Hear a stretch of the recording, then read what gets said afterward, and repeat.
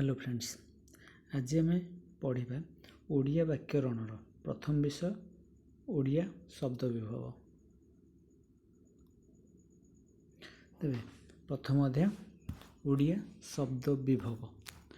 आमे जानिछे ओडिया भाषा रे चारि प्रकार शब्दर व्यवहार देखा मिले। सेगुड़िक कौन कौन? अपरिवर्तित शब्द, परिवर्तित शब्द, देशज शब्द एवं वैदेशिक शब्द। अपरिवर्तित शब्द कौन? अपरिवर्तित शब्द है किसी संस्कृत शब्द अच्छे जहाँकि आज जाए परिवर्तन जार आज जाए परिवर्तन होई ताहाकू ताहा ओडिया भाषा व्यवहार चली ताहाकू अपरिवर्तित शब्द कहवा। एवं परिवर्तित शब्द किसी संस्कृत शब्द अच्छी बा किसी शब्द अच्छी जार किछिरा परिवर्तन होइछि ताहाकू परिवर्तित शब्द होइछि परिवर्तित शब्द कहा जाए।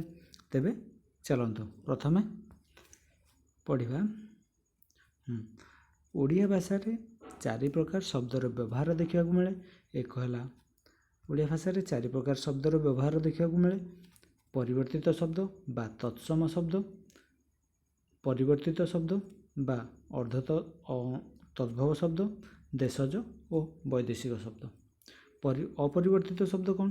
अपरिवर्तित शब्द किसी संस्कृत शब्द रही किसी संस्कृत शब्द रही जहाँकि जार आज जाए किसी भी परिवर्तन होई नाही जहाँ ताहाकू अपरिवर्तित शब्द कहा जाए। तत्सम तत्समर माने कौन? तत्सम ता सहित समान, ता सह समान क्या सहित? संस्कृत सहित। क्या सहित? संस्कृत सहित समान। से यह अपरिवर्तित शब्द को तत्सम शब्द कहा जाए। तेबे उदाहरण कौन? अपरिवर्तित शब्द अपरिवर्तित शब्दर उदाहरण है अग्नि, ईश्वर, ऋषि, चित्र। एहीपरि किछि शब्द रही जार आज जाए किछि भी परिवर्तन होई नाही तेणु याकू अपरिवर्तित शब्द बा तत्सम शब्द कहा जाए। नेक्स्ट पढ़िबा परिवर्तित शब्द। परिवर्तित शब्द कौन?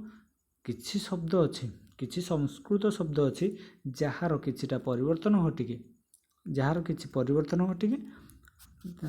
शब्द रे ओडिया भाषा रे व्यवहृत होउछि ताहाकू परिवर्तित शब्द कहा जाए। उदाहरण है मनकर संस्कृत शब्द है बा तत्सम शब्द होउछि अल्प। ताहा अल्प परिवर्तन होइकी अल्प होइछि, अल्पर परिवर्तन होइकी अल्प होइछि माने तत्सम शब्द अर्ध तत्सम रे परिणत है अल्प परिवर्तन है से अर्ध तत्सम कहा जाए। अल्प अल्पटा अल्प। उत्पत्ति उत्पत्तिटा उत्पत्ति। तापर कुमारी कुमारी कुआरी। कर्म करम। नगर नगर। भगिनी भग्नी। परशु परशु। सप्ताह सप्ताह। लग्न लगन। श्री श्री। नरक नरक नरक।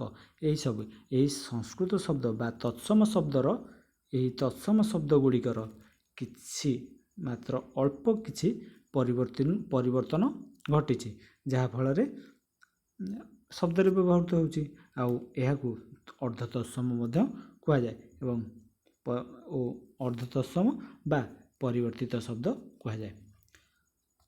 नेक्स्ट पढ़िबा नेक्स्ट कौन? आमर किछि भी एमिति किछि शब्द अच्छी जहाँकि अपभ्रंश होइकी किछि नुआ शब्द सृष्टि होइछि सेथिरे मध्य किछि परिवर्तन घटिछि। जेमिति उदाहरण संस्कृत रु पाली को परिवर्तन, पाली रु प्रकृत, अपभ्रंश पुणी ओडिया रे जाइकी ओडिया शब्द होइछि। जेमिति अलक्तक अलक्तक अलक्तक अलत अलत अलक्तक अलक्त अलत तापर अलता होइछि। सेमिति अष्टर पाली रु अष्ट संस्कृत शब्द अष्ट अष्टर ପାଲି ଅଷ୍ଟର ପାଲିକୁ ତାପରେ ପ୍ରାକୃତ ଅପଭ୍ରଂଶ ହୋଇକି ଆସିକି 8ର ପହଞ୍ଚିଛି। କାଷ୍ଟର ଅପଭ୍ରଂଶ ହୋଇକି କାଠ, ଗଭୀରର ଅପଭ୍ରଂଶ ହୋଇକି ଗହୀର, ନୃତ୍ୟର ନାଚ ଅପଭ୍ରଂଶ ଶବ୍ଦ, ଏଗୁଡ଼ିକ କିଛି ଅପଭ୍ରଂଶ ହୋଇଛି। ଏବଂ ଏହି ଶବ୍ଦ ଗୁଡ଼ିକ ଏହି ସବୁ ଓଡ଼ିଆ ଶବ୍ଦ ଗୁଡ଼ିକ ମୂଳତଃ କାହାଠାରୁ ସୃଷ୍ଟି? ସଂସ୍କୃତ ଶବ୍ଦରୁ ସୃଷ୍ଟି, ମାନେ ସଂସ୍କୃତ ଶବ୍ଦରୁ ଜାତ ବା ଉଦ୍ଭବ। ସେଇଥିପାଇଁ ଏହି ଶବ୍ଦକୁ ଅପଭ୍ରଂଶ ହୋଇକି ଏହି ଶବ୍ଦରେ ପରିଣତ ହେଉଥିବାରୁ ଏହାକୁ ତଦ୍ଭବ ଶବ୍ଦ ମଧ୍ୟ କୁହାଯାଏ। ତେବେ ଆମେ ଜାଣିଲେ ଅପରିବର୍ତ୍ତିତ ଶବ୍ଦ ଯେଉଁ ସଂସ୍କୃତ ଶବ୍ଦର ପରିବର୍ତ୍ତନ ହୋଇନାହିଁ ତାହାକୁ ଆମେ ତତ୍ସମ ଶବ୍ଦ କହିବା। ଏବଂ ଯେଉଁ ପରିବର୍ତ୍ତିତ ଶବ୍ଦ ଯାହାର କିଛିଟା ପରିବର୍ତ୍ତନ ହୋଇଛି ବା କିଛି ପରିବର୍ତ୍ତନ ହୋଇଛି ଆଉ କିଛି ଅପଭ୍ରଂଶ ହୋଇକି ସୃଷ୍ଟି ହୋଇଛି, ତାହାକୁ ଆମେ କ'ଣ କହିଲେ? ପରିବର୍ତ୍ତିତ ଶବ୍ଦ ବା ତଦ୍ଭବ ଶବ୍ଦ କହିଲେ। ନେକ୍ସଟ ଦେଶଜ ଶବ୍ଦ। ଦେଶଜ ଶବ୍ଦ ହେଉଛି ଦେଶରୁ କିଛି ଶବ୍ଦ ଦେଶରୁ ଜାତ ହୋଇଛି ଆମ ଦେଶରେ, ତାହାର ଆଦି ବା ସୃଷ୍ଟି କେଉଁଠୁ ଆସିଲା, କ'ଣ କଲା, କିଛି ଜଣା ଯାଇନାହିଁ। ଆଜି ଯାଏ କିଛି ବି ଜଣା ଯାଇନାହିଁ। ଦେଶରୁ ଜାତ, ସେଟା ଦେଶଜ ଶବ୍ଦ। ଆମେ ଦେଶଜ ଶବ୍ଦ ସାଧାରଣତଃ ଯେଉଁ ଶବ୍ଦ ଗୁଡ଼ିକ ମୂଳ ବା ତାର ସୃଷ୍ଟି କେଉଁଠୁ ହୋଇଛି ଜଣାପଡ଼େ ନାହିଁ, ତାହାକୁ ଆମେ ଦେଶଜ ଶବ୍ଦ କହିଲେ। ହେଲା, ତେବେ କିଛି ଉଦାହରଣ ହେଲା ଦେଶଜ ଶବ୍ଦ କାଇ, ଗୁଡ଼ି, ମନ୍ଦିର।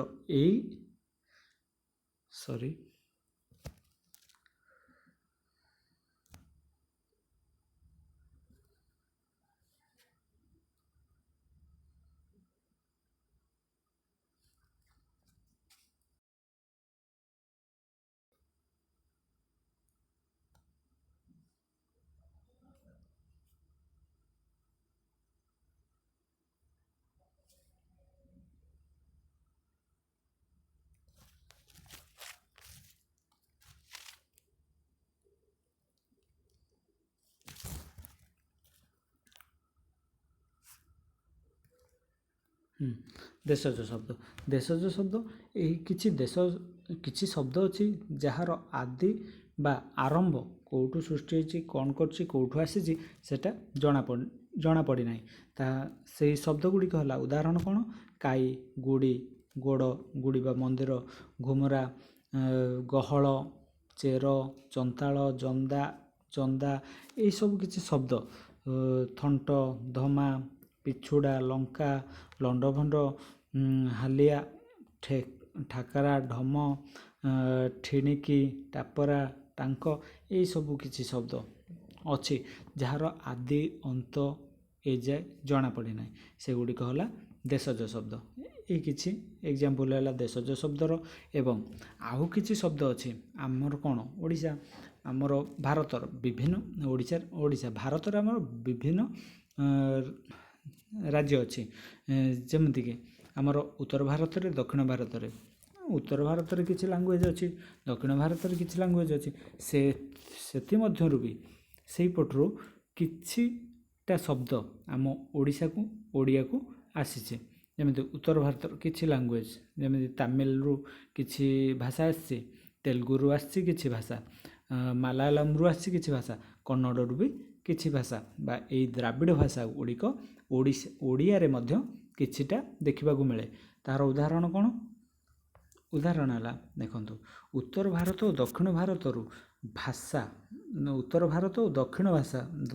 ଭାରତର ଭାଷାରୁ ଓଡ଼ିଆ ଭାଷାକୁ ପରିବର୍ତ୍ତିତ ହୋଇଥିବା କିଛି ଶବ୍ଦର ଉଦାହରଣ ଦେଖ।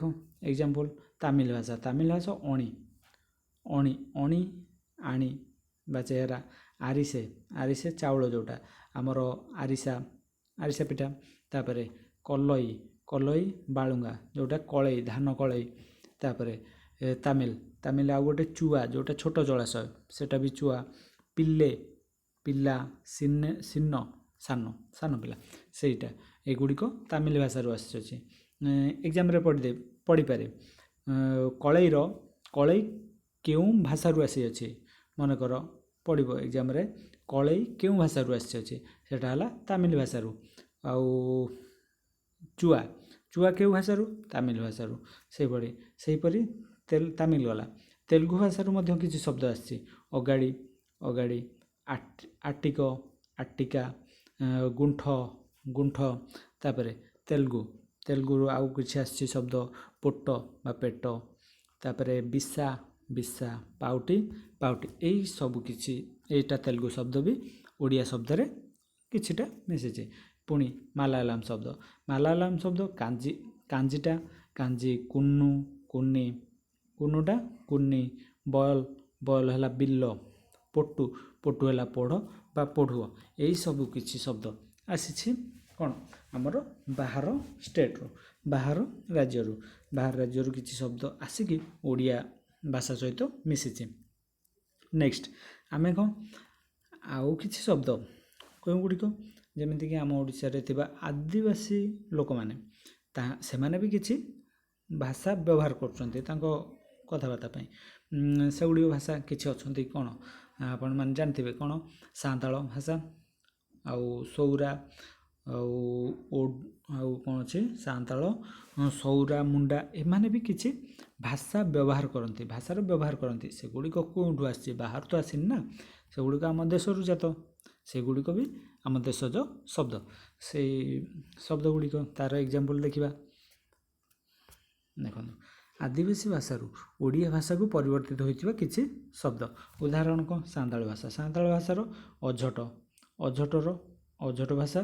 ଆମ ଓଡ଼ିଆର ଅଝଟ ଭାଷାଟା କେଉଁ ଭାଷାରୁ ଆସିଛି, ସାନ୍ତାଳ ଭାଷାରୁ। ଅରମରୁ ଆସିଛି। ସାନ୍ତାଳ ଭାଷା ତାର ମୂଳ ଭାଷା କ'ଣ, ଅରମ। ତାପରେ ସୌରା ଭାଷା ଉରନ ବା ଚାଷ, ସେଟା ଉଡ଼। ତାପରେ କୁଣ୍ଢେଇ। ତାପରେ ନେକ୍ସଟ ପେଜ ସାନ୍ତାଳ ଭାଷା ପୁଣି ଅଛି। ଆଉ ଅଛି କ'ଣ, ଚୁନି।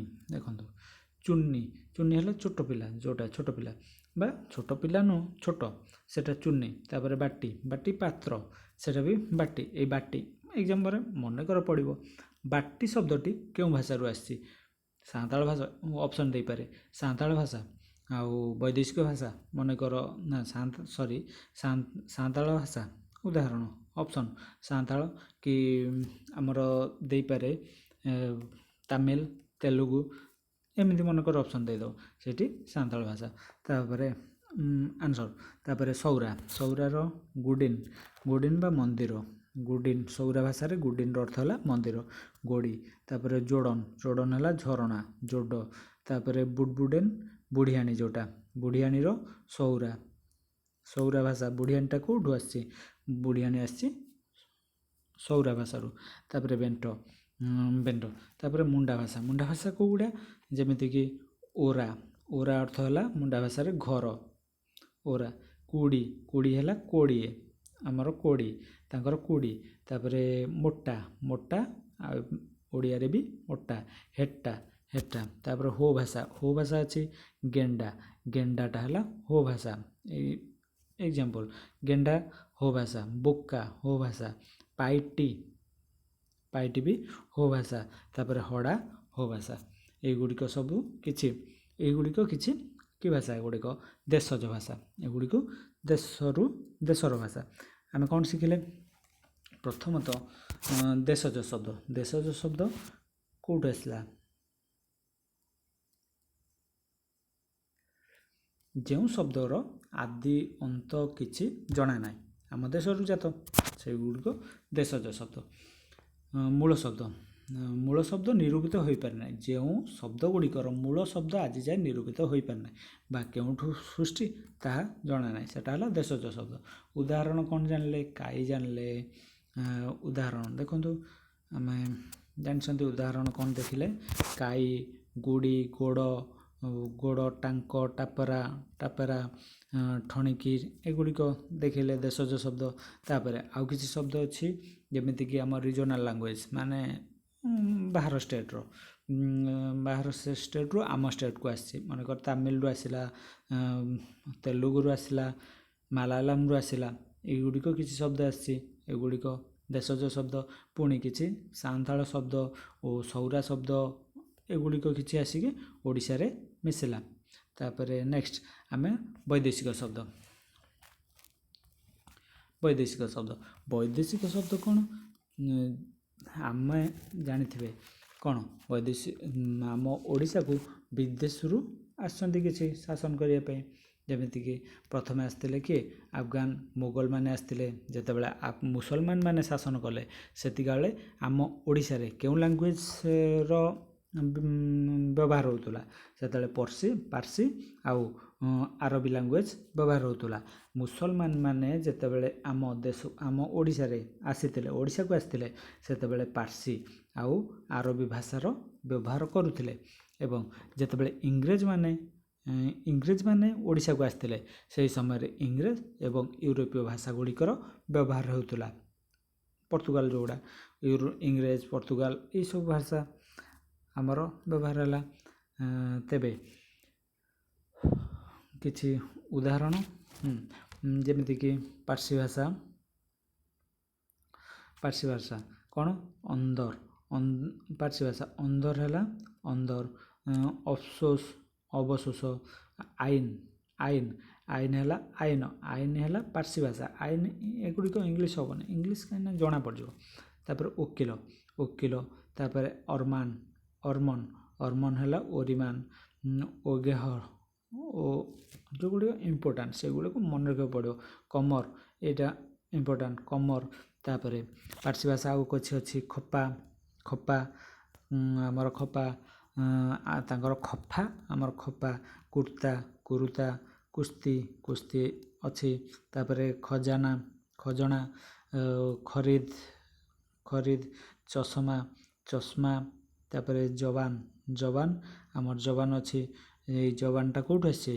ଆମର ପାର୍ସି ଭାଷାରୁ। ତାପରେ ମଇଦା ବି ପାର୍ସି ଭାଷା। ତାପରେ କିଛି ଆରବୀ ଶବ୍ଦ, ଅକଲ। କିଛି ଆରବୀ ଶବ୍ଦ ହେଲା କ'ଣ? ଅକଲ, ଅମଲ, ଇସ୍ତିମାରୀ। ତାପରେ ଇସ୍ତିମରାରୀ, ଏଠି ବି ଓଡ଼ିଆରେ ସେଇ ଇସ୍ତିମରାରୀ। ଉମର। ତାପରେ ଆତସବାଜି, ଓଡ଼ିଆରେ ବି ସେଇ ଓରଫ। ତାପରେ କିଛି ଆଉ ଆରବୀ ଭାଷା ସେଇ ଓରଫ। କବର ହେଲା ଆରବୀ ଭାଷା।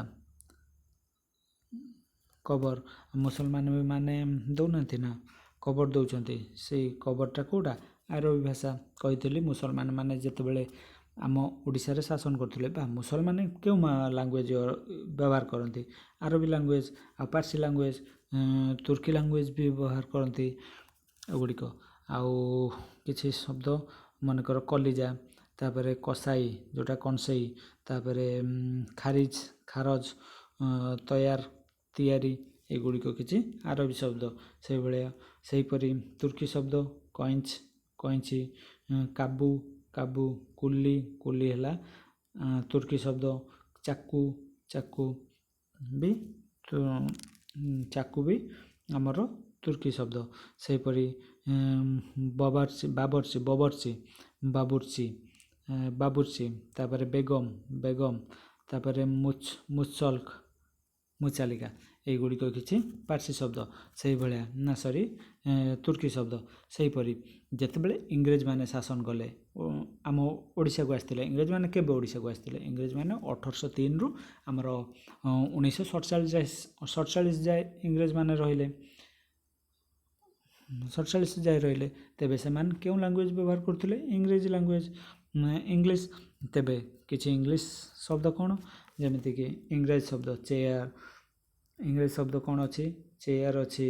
ତାପରେ କପ୍ ଅଛି, ଟେବୁଲ ଅଛି, deputy, theatre, school, desk, road, doctor ଏଗୁଡ଼ିକ କିଛି ଇଂରେଜ ଶବ୍ଦ। ସେହିପରି ଆଉ କିଛି ଶବ୍ଦ ଅଛି ପର୍ତ୍ତୁଗୀଜ ଶବ୍ଦ ଆଚାର। ତାପରେ କାସା ଯେଉଁଟା କାଜ। ତାପରେ ଟବାକୋଟା ତମାଖୁ। ପପାୟା। ତାପରେ ପାଦ୍ରେ ହେଲା କେଉଁ ବ୍ୟବହାର କେଉଁ ଲାଙ୍ଗୁଏଜ୍ ପାଦ୍ରେ ହେଲା କେଉଁ ଶବ୍ଦ ନା ଆମର ଏଟା ହେଲା ଆମର ପର୍ତ୍ତୁଗୀଜ ଶବ୍ଦ ପାଦ୍ରି ପାଦ୍ରେ ଓଡ଼ିଆ ହେଲା ପାଦ୍ରି। ତାପରେ ପିସ୍ତଲ ମାଷ୍ଟ୍ରୋର ମାସ୍ତୁଲ। ତାପରେ ସାଲସା ହେଲା ସାଲସା। ଏହିପରି କିଛି ଶବ୍ଦ ଅଛି। ଏଗୁଡ଼ିକ ଆମେ ବୈଦେଶିକ ଶବ୍ଦ କହିବା। ଆମେ ଆଜି ଜାଣିଲେ କ'ଣ?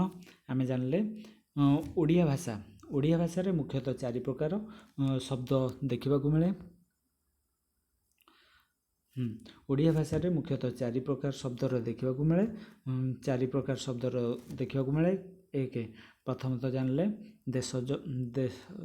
ଅପରିବର୍ତ୍ତିତ ଶବ୍ଦ, ଆଉ ଗୋଟେ ପରିବର୍ତ୍ତିତ ଶବ୍ଦ, ଦେଶଜ ଶବ୍ଦ ଆଉ ବୈଦେଶିକ ଶବ୍ଦ। ଅପରିବର୍ତ୍ତିତ ଶବ୍ଦକୁ ତତ୍ସମ କହିଲେ, ପରିବର୍ତ୍ତିତ ଶବ୍ଦକୁ ତଦ୍ଭବ କହିଲେ, ଦେଶଜ ଶବ୍ଦ ଏବଂ ବୈଦେଶିକ ଶବ୍ଦ। ଏଇଟା ଗୋଟେ ଥିଓରି ପଢ଼ିଦେଲେ ତାପରେ କ୍ୱେଶ୍ଚିନ୍ କିଛି କରିଦେଲେ ମନେ ରହିଯିବ। ତେବେ ନେକ୍ସଟ କ୍ଲାସ୍କୁ ଆମେ କିଛିଟା କ୍ୱେଶ୍ଚିନ୍ ଆନ୍ସର୍ କରିବା।